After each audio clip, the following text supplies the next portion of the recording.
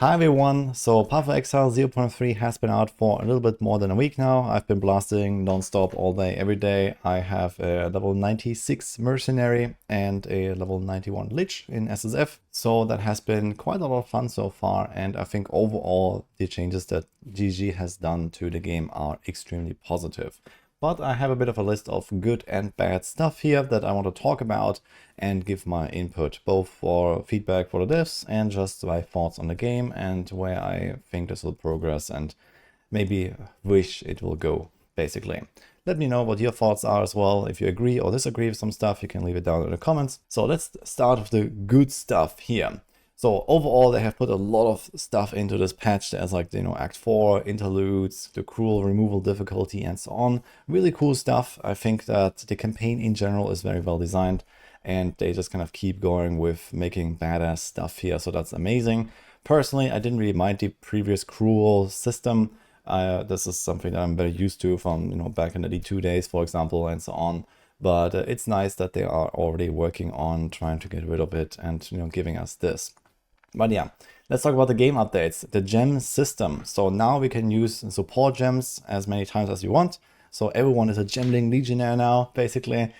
And well, that is actually kind of cool. So I was a bit worried about this change because originally I was a big fan of the, restriction of having only one support each time. But it turns out this is actually kind of not really founded in any real issues.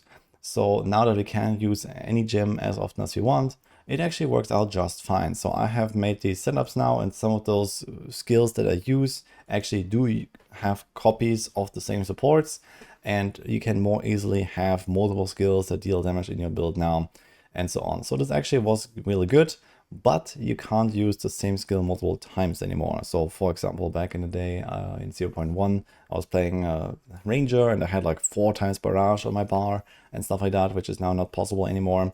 But this is also fine, and I think it's better to balance the way around having only one copy of a skill, but multiple copies of support gems. So overall, I'm actually quite happy with this change and think it actually improves the build diversity as they hoped, and it turns out that seems to be true. So that's nice. Let's talk about the loot. Now, this is not exactly a 0.3 change. This is more like the general updates they have done back in 0.2, but this was basically after I was already done because I played 0.2 for like 2-3 weeks or something like that. I did like 2 characters there. And then afterwards, they kept improving, all the, exalt drops, currency drops, and so on throughout the campaign, throughout the end game. I gotta say, overall, it looks very good. In fact, it is almost too much. You really have to go for filters, at least past campaign. But it's also nice that we get more stuff, that I can do more crafting. And speaking from an SSF perspective, I have only played like almost 1,000 hours at this point, SSF in Path of Exile 2 so far. We can definitely notice that it is getting better, and that, we can farm better stuff. We can actually progress our characters. This was definitely an issue back in 0.1 and 0.2. And now in 0.3, we do have like a way forward with our build, and we can progress and don't just get hard stuck with some very mid gear, even after like 100 hours or so. Like if I compare my 0.3 gear after 1 week with my mercenary to any of my other characters that I have played in the past, my gear is incredible now. And this has to do with the loot and of course with the crafting. So we have gotten some pretty big updates here. The power creep is real, but on the other hand, it's also very fun. So I give them that. I am a bit worried that maybe we are kind of getting too strong with some of the, ease of getting incredibly good gear. Like I have insane items that in the past you would never even dream of, potentially even in like a trade league basically. But now I can make insane stuff in SSF, which is cool. But I kind of feel like it did take out a little bit of the challenge, especially once you progress to late game. Once you go to T50 maps, I can run like the juiciest maps imaginable, and I have no issues whatsoever, which is maybe also fine after something like 100 hours of progressing or so. Maybe you should be that powerful, but yeah, it seems definitely crazy compared to the past. But overall, I give this as like a good point, I guess. So I don't want to necessarily cut back on this. And I do see that other builds are struggling, some ascendancies are struggling, and so on. So it's probably generally fine to buff the loot, and it maybe comes down more to balancing here. Anyway, the abyssal stuff. So this is the actual first league mechanic. It's basically a mix of like a reverse abyss plus Betrayal with the unveils, and yeah, a bunch of like just random monsters and stuff, and a bit of bosses mixed in. Overall, I gotta say, if this is the system and the like template for leagues going forward, this is really cool. So abyssals were like really fun. They are extremely dangerous, but also very rewarding. I think they are maybe a bit too rippy when it comes to especially melee builds. But even like as a range build, you have like this issue that has very low like visual clarity when it comes to like farming those abysses, and there's like all these like mines, like this little floating rocks or something they have that just explode and basically one-shot you if you're not very tanky. I think this stuff should be toned down, but overall I gotta say the update in terms of like an action league mechanic is really cool. So if you get more stuff like this in the future, this is exactly what I was hoping for, then I think this is going to be amazing. I'm actually very surprised, I'm like very positively surprised that we have received something like Abyssals during early access. I did not expect this at all, and I gotta give props to GG for this. This is something that I expected like in patch 1.1 in like a year from now maybe, but not during early access. So it's really cool how they have actually kind of turned it around in one single patch when it comes to giving us more stuff to do, more content, the crafting. So that also comes with the abyssal stuff, I guess. We have the desecration feature that is really helpful to make gear, especially like mid-range gear. Maybe not so crazy good for high-end stuff, unless you're talking like very high-end where you can like infinitely unveil until you get exactly the right mod. But this is something that is basically just like mirror tier items, I guess. But overall, it's kind of just nice to make like a 5-mod item, throw a desecration on it, and kind of like hope for the best and pick one of 3 options, for example. So that has been working out really well, and it just really improved the like variety of options that we have with like essences as well, the unveiling. We have, you know, like more available omens and so on. So even in SSF, I feel like I have a lot of options when I try to make items, and I don't have to just like pick up 1,000 items on the ground, identify them, and hope for the best. Also, even like small stuff like the bigger transmutes and augmentation orbs, for example, really help to get going on a crafting project, and it makes everything a lot more, you know, smooth when it comes to the progression curve. And this also helps a lot with like the build variety, I think. So in terms of like what you can play, I feel like there's so many options now, thanks to both the power creep with the crafting system and also better balance. So they have actually not introduced a new class now in order to balance out all the previous stuff. Now we do have some outliers here, like a Lightning Arrow, I guess is like the best example. It's like ridiculously good, but overall you can kind of just like play almost anything and be fine, and that is cool. And I really love doing that. You know, you just like don't need to plan, you just like load up a class, start a little one, and start blasting. And this has been working out great so far for me, and from also what I can tell from other people, that it's just really cool that you can do that in PoE 2. So you don't need to like, you know, have like incredible preparation or something like that. You just like try whatever you want to do, and you just go ham basically. And obviously some stuff works out better than others, but there's also like the joy of discovery when it comes to ARPGs, I guess. And yeah, lastly, the progression, it does feel a lot better. So I feel like in the past, especially SSF, you kind of just got hard stuck somewhere with these, you know, somewhat mid items. And now it feels like I can always try to keep going. I can always try to make a better item, a better weapon, a more crazy ring or something like that. And I think this is working amazing as well. And even after like almost 100 hours on my mercenary at level 96, for example, I still feel like I have a chance to improve my gear realistically. So that is really cool. Now let's talk about some of the bad things as well. So there is obviously some stuff that it can improve still. Number one, definitely the biggest issue I think, is performance in servers. So we actually had a relatively smooth launch, I gotta say. I'm kind of surprised, especially with the very high player numbers. They had a free weekend and everything. So props to that. It was relatively stable for that. But the overall performance on the game seems horrible. Like FPS stutters every time I load into a map. I have insane loading times, like upwards of a minute sometimes for a single map, which is ridiculous. So something is really wrong. And yeah, in general, servers keep crashing here and there, and you lose your map, you lose your progression, and so on. So that kind of sucks, and I really hope that GG is able to step this up a bit. I mean, better optimization, better performance, way faster loading times. They are insanely long. So this has actually gotten worse. And this is something that actually is like kind of like the biggest like like anti-fun factor right now. So I really hope they're going to see some improvements. Then we have Deflection. So this is something that I was personally very excited for. I'm kind of like agile fast character kind of guy, and obviously I like ranger, huntress, monk, and so on, and evasion in general. And I thought this is the perfect solution to make those like archetypes a bit more tanky, to give them the viability to survive, especially like in melee combat, because as a ranged guy, it's usually fine to be kind of squishy, but it's not fine as a melee guy. And yeah, Deflection seemed like a very nice introduction, but it turns out this is absolutely a fail, I guess, in terms of like trying to fix the issue, because it's actually impossible to reach 100% deflection. Or maybe it is if you have like a million deflection rating or something like that. But on like any kind of like practical, realistic scenario, you will just never get anywhere close to 100% deflection.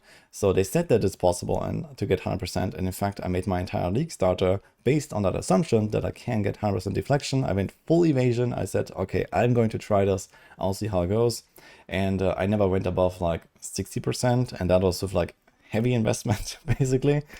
And yeah, it's actually like you can't hit 100%. Like even with like 500k, like a friend of mine tried it, you get to like 97% deflection or something like that. So it's literally impossible. So the issue is that deflection scales similar to like other like exponentially scaling damage reduction effects like evasion. Like, the more evasion percent you have, the more evasion rating you need to get the next percent, which makes sense because every percent that you get closer to 100% makes you exponentially more tanky. So I need more rating to reach the next percent so that the overall EHP curve stays somewhat realistic and like reasonable, basically. But in the case of Deflection is not an exponentially scaling defense, it's a linearly scaling defense, but it still requires exponential, like more rating to reach the next percent, which makes no sense whatsoever. And in fact, doesn't solve the issue that evasion characters just get one-tapped, because if you can't hit 100%, you can't rely on it. I literally, I can never play a deflection-based character in hardcore, basically. If I run around with 2k life and 99% deflection, well, there's a 1% chance to go back to the beach. And that is kind of stupid. So I think something needs to change there. We need some sort of like a realistic option to hit 100% deflection. So maybe some flat percent deflection that could be like somewhere on the tree, similar to like spell suppression in PoE1, for example. Or there's also this keystone that gives you like a lucky deflection chance.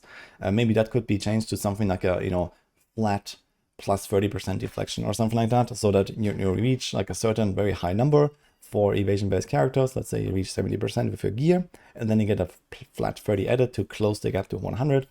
Something like that. Something needs to happen, I think, because currently deflection is just not it. But what is it is energy shield. And this is also bad, I think, because, well, in the past we used to play evasion energy shield, for example, or pure energy shield. I'm not sure if armor energy shield is a thing. I've actually never really heard of anyone trying that. But maybe when Templar and Druid come, this is going to be more of a thing. But either way, I think energy shield, especially if you compare to what deflection does, especially if you compare to what armor does, I feel like energy shield is just insane. So I have played, for example, my Lich now, and it's so easy to reach like 7, 8, 9, 10,000, even more energy shield. I'm literally like triple as tanky as basically any of my other characters in the past. And it's crazy how easy that is with like very mid gear, with a bit of investment on my tree. Like every energy shield node I click, even the small ones, give me like 200 more energy shield, which is an insane value compared to what you can get on live builds, where I'm kind of struggling to get out of like 2.5k or maybe up to 3k life or something like that.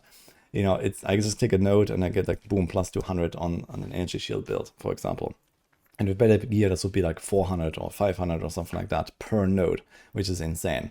So I feel like it's so easy to just like never die on energy shield, where all the other like archetypes really struggle.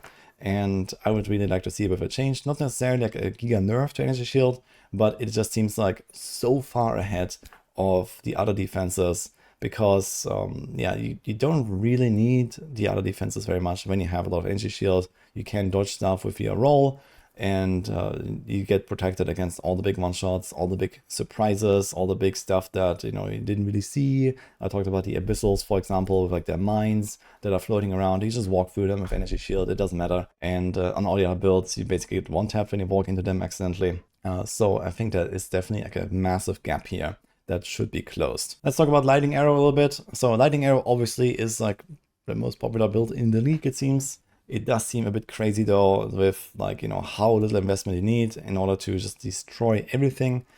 So I think a build of that power level should probably be brought down a little bit at least, preferably before the league start.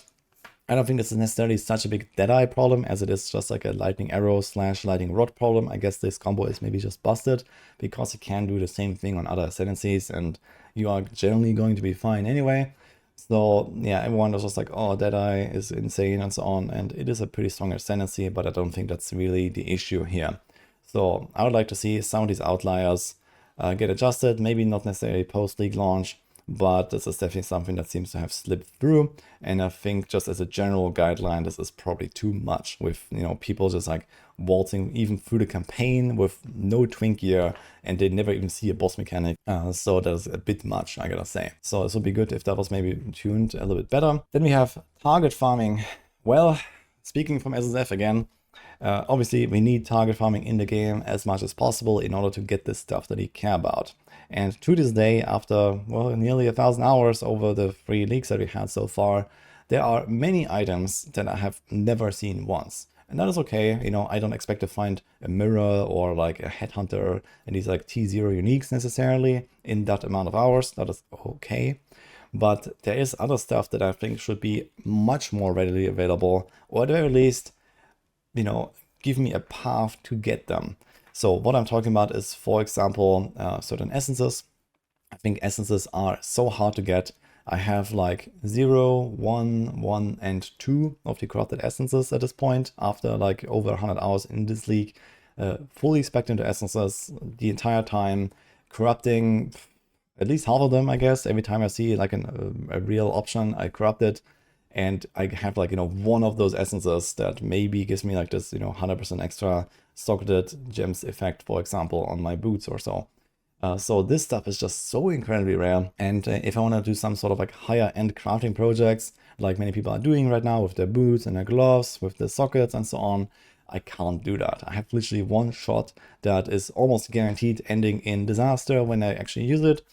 And in that case, I feel like, you know, there is like this kind of like progression path that we have now, but SSF-wise, there is a bit of like a lack of the actual late game perspective here, where I feel like I don't have enough of a, you know, like player agency, like a way forward in order to get certain things that I really hope to get. And I understand that some of the stuff is pretty crazy in terms of power levels, but I'm, yeah, getting hard stuck with my gear, but a bit later. And there is a lot of cool stuff that I just don't have access to, which is a bit sad.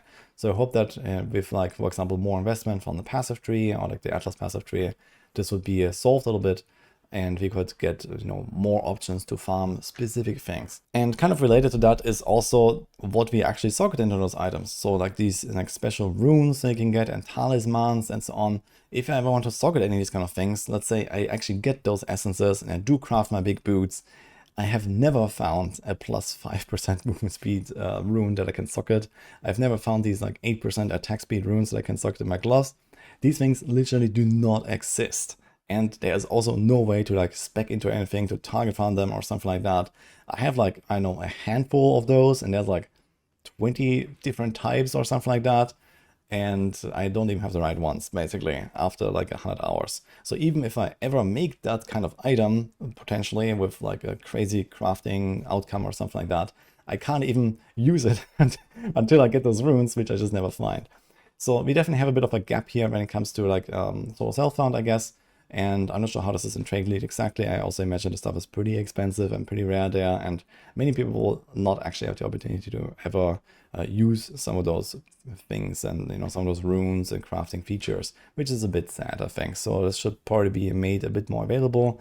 Maybe not without like any effort or like any thinking, but, you know, investing into the Atlas passive tree. It needs to grow. It needs to allow me to like get certain things certain crafting mats and so on, so that I can actually make those crafting projects in reality. Also, speaking of crafting, Expedition, I feel like definitely needs a bit of like a step up here. So compared to like Breach and Delirium and Ritual, which are all pretty rewarding, they all have like their own thing going for them, and either they're like very juicy or you have the omens or something like that. I feel like Expedition is way behind in terms of rewards, even SSF, where I would like use a Recombinator a lot more. The Recombinator almost never gives you an item back anyway, if you use like any kind of like not crappy mods on it. The Recombinator is basically just a failed item incinerator, and that's about it. And it actually takes a while to get all the materials to do it.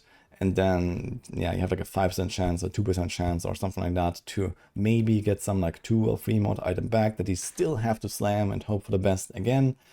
So overall, it's just like really tough to use the Recombinator, especially in the light of all the other crafting methods that we have now. I feel like it has definitely fallen behind. I have barely used it anymore this league because it's just like almost never really helping me. So it would be nice if that was improved. And I also like the like rock crafting on Expedition. Like in PoE 1, for example, I'm a big fan of that. But in PoE 2, I feel like it is just too weak because way too often you start with like a blue base and you only have like, I think, 5 rolls. And you don't even end up with a rare sometimes, or you do end up with a rare, but you just don't really have enough options to kind of click your way through. So I would like to see the rock crafting improved. This actually goes for all of the different NPCs. They all have that thing now. So that would be nice if generally Expedition was just like upped a little bit. It seems like the loot quality overall has gone up. The crafting has gone up, and Expedition has just kind of stayed where it was in 0.1, which is, yeah, a bit wasted, I feel. And lastly, item rarity. So I think item rarity and Magic Find is just not good, to be honest. So this is like a relic of the past, but the devs seem to insist that this is a good thing. I disagree, I gotta say. I don't like putting like 100 rarity on every one of my builds, and kind of like having this at the forefront of my mind is like, okay, I need to get my resists, and I need to get my 100 item rarity, and then I can play my build. And I think this doesn't make any sense. In particular, because basically everything that we work towards with our characters leads to these like pinnacle like bosses and I guess Simulacrum challenges, where item rarity just doesn't help you at all. You know, when I kill Arbiter, when I kill, you know, King of the Mist and whatever, item rarity has no meaning. But these are supposedly the ultimate challenge that we work towards, that we try to overcome, where we can say, okay, if we do this, our character is complete, kind of. But you don't actually want to have rarity for these encounters.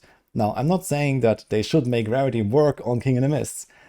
I'm saying item rarity needs to go because it is the complete opposite of what we want in order to achieve those pinnacle challenges.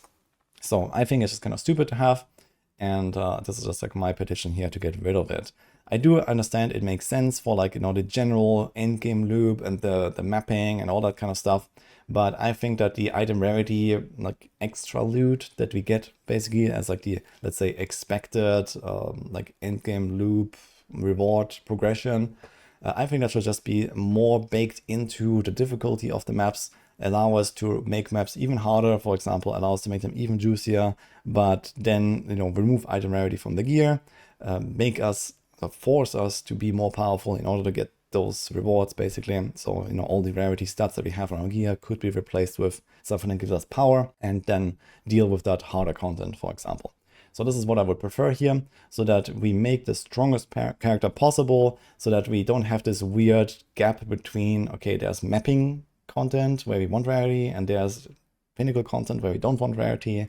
You know, technically it would be the best strategy to have one set of gear that has all the rarity that you use for mapping, and then another set of gear that you use for pinnacle bosses, which is obviously a bit bananas. And I would like to see that system go, basically. But yeah, this is kind of like my feedback for now for, let's say, week 1 of Path of Exile 2 0.3. I gotta say though, despite me talking a lot about bad stuff, I did have an absolute blast so far. So I've been playing like 16 hours every single day, and I will keep making more characters, and it's definitely the best it has been so far. And well, I'm generally a big PoE 2 enjoyer, I gotta say. So I'm just really glad to see where this game is going, and hope that as we go towards 1.0 and the future, it's just going to improve at a similar rate as it currently does. So it has been a pretty amazing experience so far. Props to GG. I think they've done a really good turnaround here in the last few months with, you know, the patches post 0.2 and then the 0.3 update. And I'm very much looking forward to what comes in 0.4, maybe 0.5 if that's not 1.0, and whatever comes after that. So for now, this is what I got here. Let me know your thoughts. Let me know what you disagree with, what you agree with. If there's anything else that I didn't mention here that I, you know, just kind of like missed now or something like that.